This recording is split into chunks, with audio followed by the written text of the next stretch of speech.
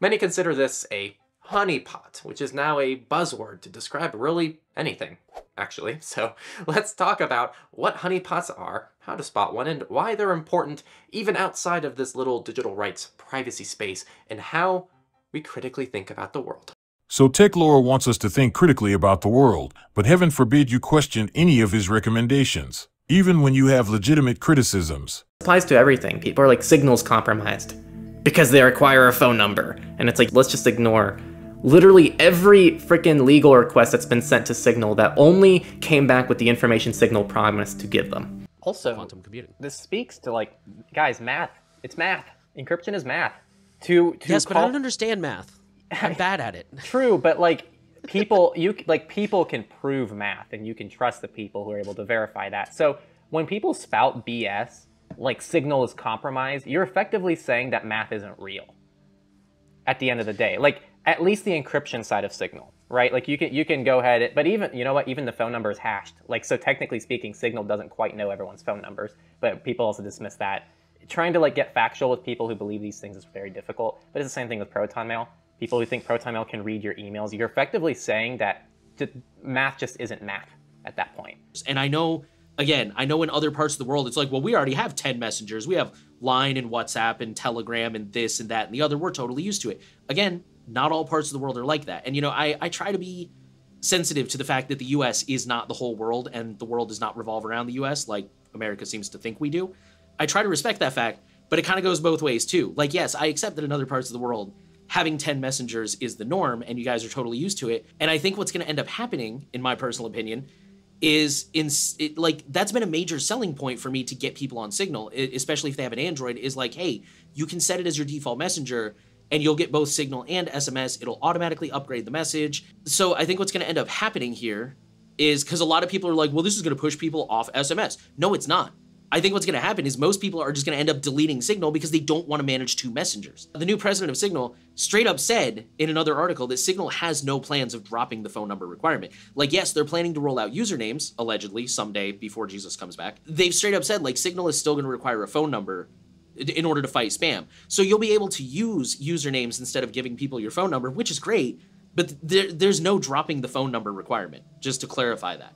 I keep hearing people say that, and that's not going to happen. And then the last thing I wanted to say is, like I said, I've seen a lot of people like, well, I'm going to delete Signal. For the record, as pissed off as I am about this, I don't think this is a good reason to abandon Signal. It's still like the best secure messenger out there. There's almost no metadata. We've seen that repeatedly proven in court. We've seen that proven in like Vault 7 CIA leaks. But I do feel like this is really trending into like Mozilla territory, where they just don't listen to their users. They already deleted SMS import. Now they're getting rid of SMS entirely. They still haven't rolled out usernames despite literal years of waiting for that. Plus there was the whole mobile coin incident. Like, yeah, I feel like they're definitely not listening to their users. And I don't like this move at all. I think it's going to push people further away from Signal and make Signal adoption even harder on Android. I did want to clarify the username thing, because that's a very, like, misunderstood thing for people. I don't think Signal's ever going to remove the phone number requirement. That's, like, the whole point of Signal is to replace things like SMS. That's the point of Signal. In order to do that, in this day and age, everything is phone number based. That's the way people communicate. If you meet some new person on the street, you're either asking them for a social media handle or you're asking them for a phone number. You don't ask for their email.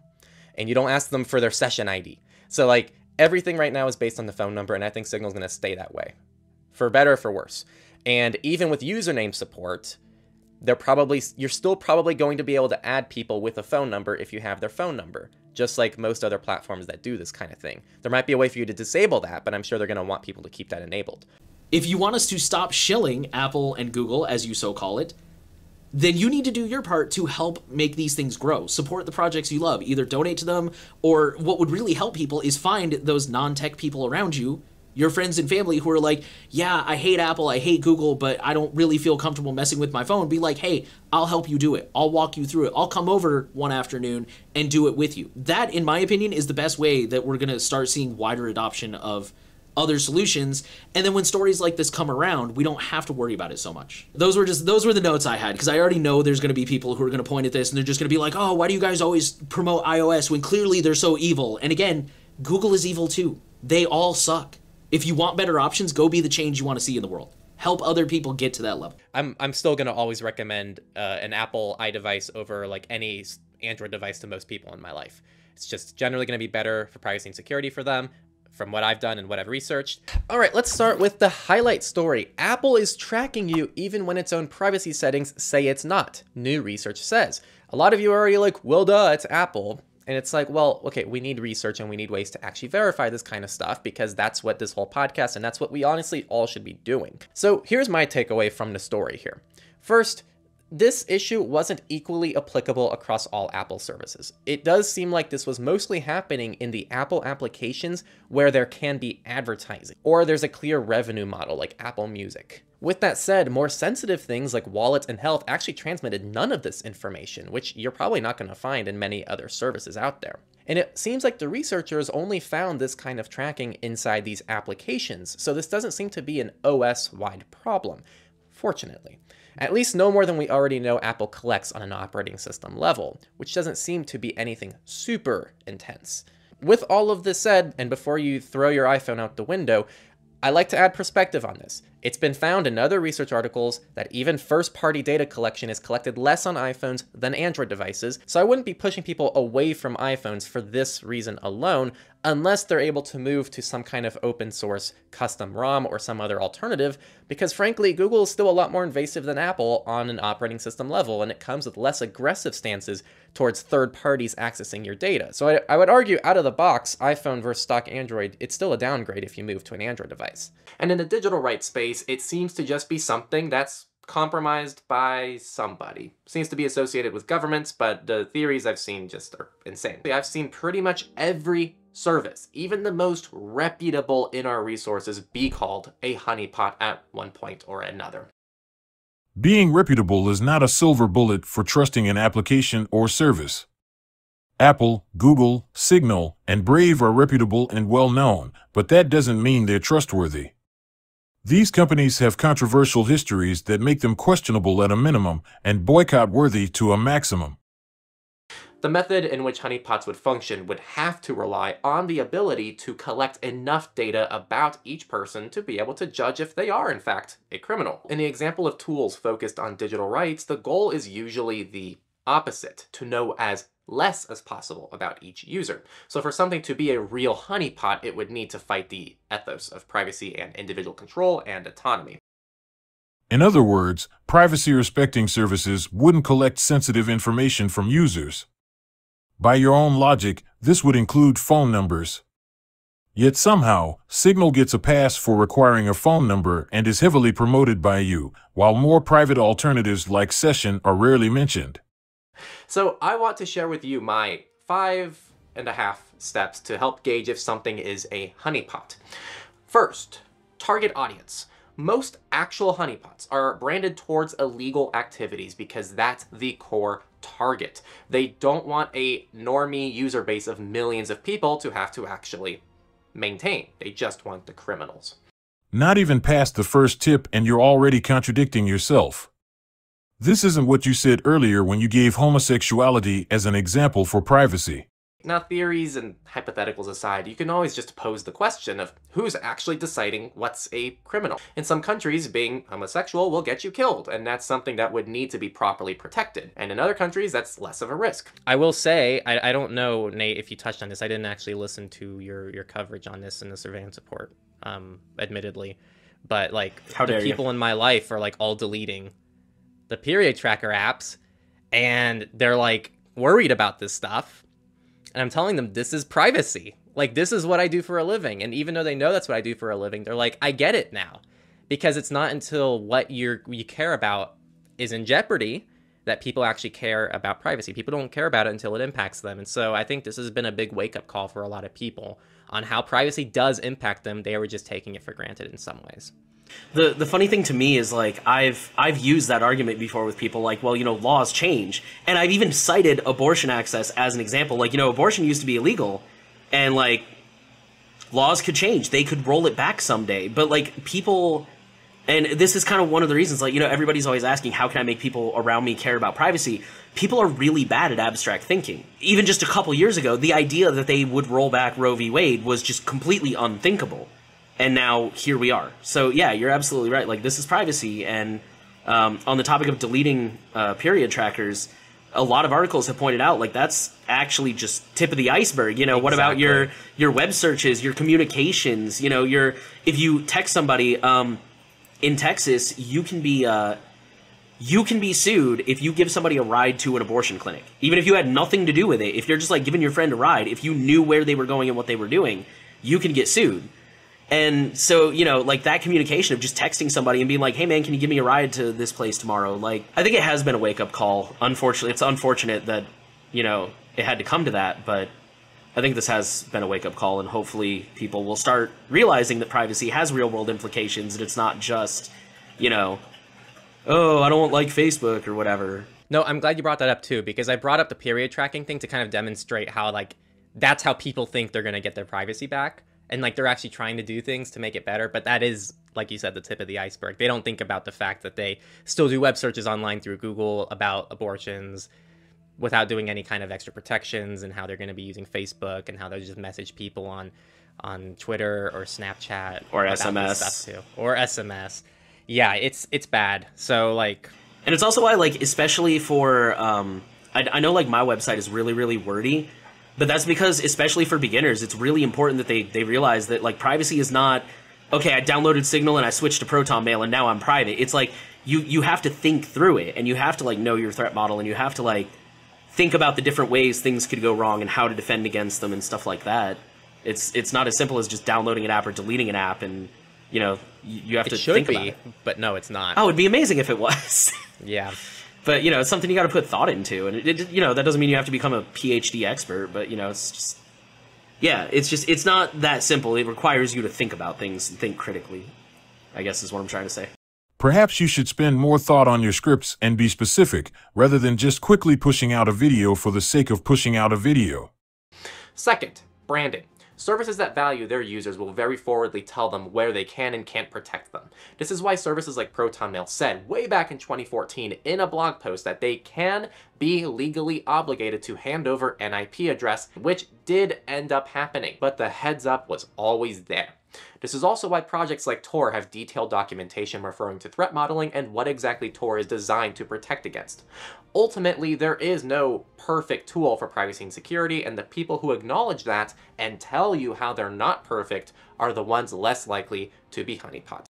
First, I hate to break it to you, Henry, but this isn't done out of ethical responsibility. It's done because of legal reasons. You guys have even said it yourselves that companies don't care about you, so stop trying to push that delusion onto your viewers. With that, we'll move into our final section, Misfits, and we're going to start off with story YouTube channels of Taylor Swift, Justin Bieber, Harry Styles, and other musicians compromise. This particular story happened because Vivo was compromised, and Vivo, for all of these artists, was also synced with their YouTube account. So the labels would upload to Vivo, and then it would get pushed out to YouTube. So the reason we're sharing this, as always, a reminder that this can happen to anyone. Do not think that you are immune to things going wrong, and also to be careful of syncs. You know, it's convenient and helpful, and I'm not saying don't sync up services. It's very, very helpful to have certain things synced up where they just push data automatically, but do be aware that that's a risk, and that if the one thing gets compromised, that can lead to compromise of the other thing. It's worth reading the article alone just to read the recap of this scam. It was really weird. Yeah, I wanted to throw in here, this has literally been happening for like months or years now, and it's the same exact thing, and I'm like, what's wrong with people? Like, is there seriously not a solution for this? And like, it's kind of scary to me too, because these are like huge names. These are some of the most rich, famous people on the planet, and they're not even being given priority security, it seems like, from these companies. So I don't know why we expect any different for ourselves. Well, here's the interesting thing for me is, so I, in my younger days, I was very heavily involved with the local music scene, and so I knew a few bands that happened to be like getting successful and growing up.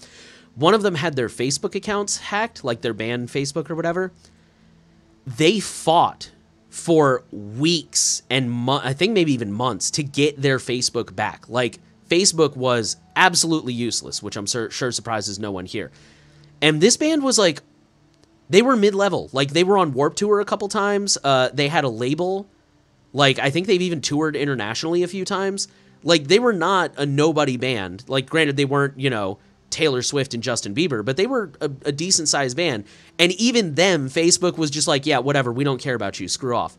And so, like, to me, that's the big thing, is like, if these big bands are, and these big names are having trouble with this stuff, that's just all the more incentive for you to take your stuff seriously, because if you've never been on Warped Tour, which granted Warped Tour doesn't exist anymore, but point being, if you're not at that level and your Facebook account gets hacked, you're just screwed. They're absolutely not going to give you the time of day.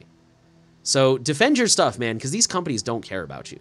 Second, this is only beneficial when the company doesn't have a ridiculously long terms of service agreement. Otherwise, it gives companies like Apple and Google a pass to do whatever they want as long as it's included in the terms. You're right, people should read the terms of service, but companies also shouldn't be allowed to make such agreements unreasonably long to begin with. Third, proprietary technologies. This commonly shows up in two different places that I see. The first is from organizations who brag about some weird proprietary technology that's their own thing, that no one else in the world has that, and they can't even describe how or why it works the way it does. It's just awesome and perfect, and no one's figured it out except them. Red flags, people. Immediately run away. You want people to share exactly how technologies work that you'll be relying on. If you're someone who invented a new revolutionary technology and you don't think people would believe you, you'd probably want to prove to them how it works to actually demonstrate what you did. You wouldn't try to hide behind a... You wouldn't try to be you would... I'm just saying, maybe you all should watch Wizard of Oz. The second time proprietary comes up is in the context of open source software. Now, yes, open source software is much more transparent and enables us as a community to better audit the software and services we use. However, there is also an objectively false form of reasoning that exists, which quite literally is all proprietary software is a honeypot, which is objectively just not true. While open source is almost always the king of transparency and something we should seek, we cannot just immediately classify non-open source software as a honeypot. That's silly. With that said, if something is open source, it is much less likely to be something of concern, so it's still ultimately something to look for when choosing your software. Is this good or bad? Pretty sure I'm not the only one confused here. You give a long explanation about proprietary software being a red flag. Then you tell us it can be a good thing. But again you say to avoid it during your summary at the end. You could have simply said to be cautious about proprietary software, but instead you give a long-winded explanation that basically went nowhere.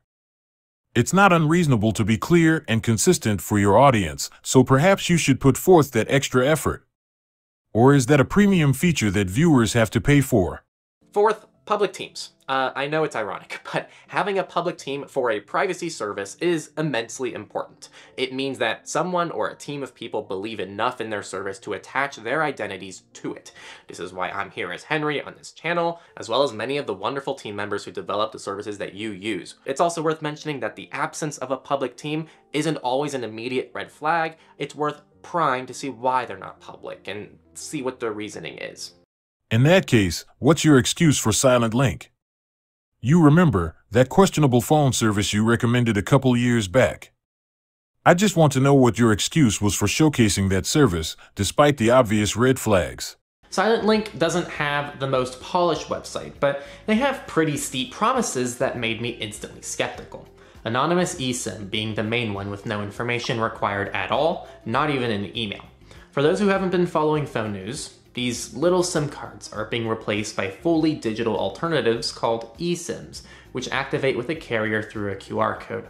The promise of an anonymous eSIM, though, is quite impressive considering these are actual numbers, not VoIP like MySudo or Google Voice, which we'll cover towards the end of this video. So the claim here by Silent.Link is they'll give you a phone number and data plan almost no different than what you'd get from a carrier, but with zero information required. For payment, they take Bitcoin. Even though Bitcoin has privacy issues, they do accept Lightning, which improves those issues a little bit, and you can always use a shifting service with Monero, though I do wish they just supported Monero natively. They have an FAQ, a Twitter, a Telegram, and that's kind of about it. Now, issues. There are issues, and here they are. My biggest issue is trust. Silent Link does detail quite a bit in their FAQ and they're responsive on Twitter, but who are these guys? And I'm not saying this in an accusatory way like people like to frequently do, but I genuinely have nothing to work off of here. No owners, no team members, no team history or information, no future plans. It really is a massive black box. So if you're Silent Link, that's my main criticism for you. Why should we trust you more than our normal carriers to handle our data? And that was my Silent Link recap. Overall, I think it's a massive, massive, massive step forward from VoIP services like Google Voice, and especially Hushed in almost every way. It's not ready for me to be my main carrier, but it does work and it does deliver on its promises, at least for now. Services like this are not easy to come by, so check out their website in the description. They're also on Twitter and Telegram, and just have fun. Fifth, too good to be true. This is the most vague rule, but it's simply that if something seems too good to be true, it normally is. Technology is exciting, and this one is hard because sometimes we do see groundbreaking new developments that blow everyone away that are entirely 100% legit. A technique I've picked up to make it better decisions in these kind of situations is to wait several days, if not like a week, for the hype to die down and to see if it's something actually legit. And a lot of times after the first day or two, it actually comes out that some new service isn't that good, or it's missing key features, or people found it to be a privacy nightmare, or something like that. Once again, you've contradicted yourself. I seem to recall you jumping onto the Molvad browser bandwagon within days of the browser being released. Ultimately, the use case, in my opinion, for most people is that this is almost a perfect drop-in for people with a hardened Firefox, to the point where I don't think it's far-fetched to recommend most people just literally uninstall their hardened Firefox, install Molvad browser, and it being almost a perfect drop-in out of the box, regardless if you use Molvad VPN or not, given you're pretty much getting a similar hardened Firefox that's actually being maintained by a trustworthy company without needing to do any work on your end. And for many threat models, with Molvad VPN, this could maybe even take the place of Tor browser, assuming you don't need the maximum benefits of the Tor browser, which we covered are still overall safer than this. For those of you who use a hardened Firefox, particularly ArchenFox, the maintainer of ArchenFox seems to be in the process of shutting down the project in the near future because the Molvad browser kind of cannibalizes ArchenFox and Firefox hardening. And just to really highlight this, because I know some of you are going to cling to your hardened Firefox for the next decade and think you're doing the best thing here, this is the main person. This person here is the maintainer of ArchenFox, and he's pushing the envelope on Firefox hardening out there, and yet he's still commenting on the effectiveness of Molvad's browser and how good it overall is. They even have a post here comparing ArchenFox to Molvad's browser, which I'll leave down below, so you can read it for yourself from the primary source, which also details their vision of probably retiring ArchenFox in the near future, because Molvad browser kind of cannibalizes ArchenFox in a lot of ways. First, I actually think this can be used by really anyone of really any threat model. I think the core use case for this browser is it's a disposable browser. And what I mean by that is it's for general things, general searches, general browsing, things that don't inherently have to be tied to you, and that you can more or less anonymize with the world. As an example, logging into your personal bank account is something that's directly tied to you, so maybe use a different browser for that, because it doesn't really matter if you're using a browser with the aim of blending you to look like everyone else when you're logging into an account directly tied to you. But looking up the weather for your town, or searching how to walk your dog, or how to tie a tie, or looking up the news, or even watching our videos on Techlore on YouTube, Odyssey, or PeerTube, those are things that this browser will excel in without the speed drawbacks of Tor. Now, personally for me, I'm currently using Brave for all my accounts and go-to stuff that I need on a day-to-day basis, but I might start using Molvad browser as a secondary browser to push some of my more general searches through to reap some of those anonymity benefits, because frankly, Tor is pretty slow for me for just regular day-to-day usage for lower threat model things. I have Tor installed, but only for very particular situations where I feel there's something that needs a higher degree of safety. But Molvad generally is a much better option, and this is a perfect drop in for a hardened Firefox configuration for my specific threat model. That's the browser. It's public to download, so go try it yourself. I think it's overall an incredible offering, and I'm excited to see it, and frankly didn't see it coming from a mile away, so good stuff. Now, it's one thing to test these things at your own risk, but to fully recommend the browser when it's only a few days old is ridiculous. I don't know which is worse, the fact you're willing to jump on the hype train without hesitation, or that you can't even follow your own advice to viewers. I don't care how good something is right out of the gate, it's never a good idea to just completely migrate to a new platform or service without testing it first. And the next step is actually do your research. A lot of people will just sign up for services and not even read the privacy policies and then accuse them of doing insane things that are actually properly already acknowledged either by the service itself, its privacy policy, its terms and conditions, or the community at large. So before you hop on this must be a honeypot because it uses a single tracker on its website, look into why they use a tracker. They might have a valid reason for doing so. First, I love how you suggest there are valid reasons for a tracker, but refuse to expand on that any further with examples. I'm willing to bet that if anyone else would do that, you'd be calling them out in a heartbeat, as well as whining about lack of nuance. But again, when it comes to Henry, it's rules for thee and not for me. Outside of doing a head count on the number of visitors or users, I don't see any so-called legitimate reasons to track people without consent. Second, just because something is buried in a company's terms of service agreement doesn't make it right. You're right, people should be doing their research. However, companies like Apple, Google, Microsoft, and Steam shouldn't be given a pass just because something was obnoxiously buried in their agreements. You're constantly pissing and moaning over companies selling user data, even though it's very likely mentioned in those terms of service. Do you even have a firm stance, or is it flexible just like your non-existent principles? Now let's get to the most important part of this video, and it's why this matters. I already touched on this a little bit earlier through the lens of digital rights, but these steps and guidelines are kind of actually just critical thinking skills, and it's a critical thinking toolbox for most things in the world.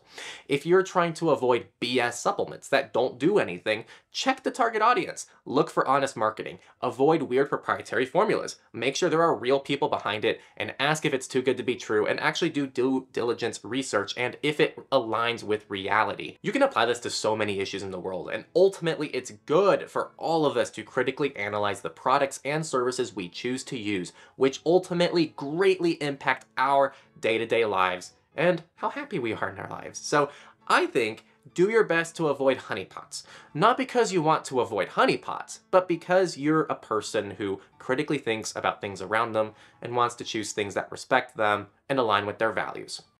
Learn critical thinking from Techlore.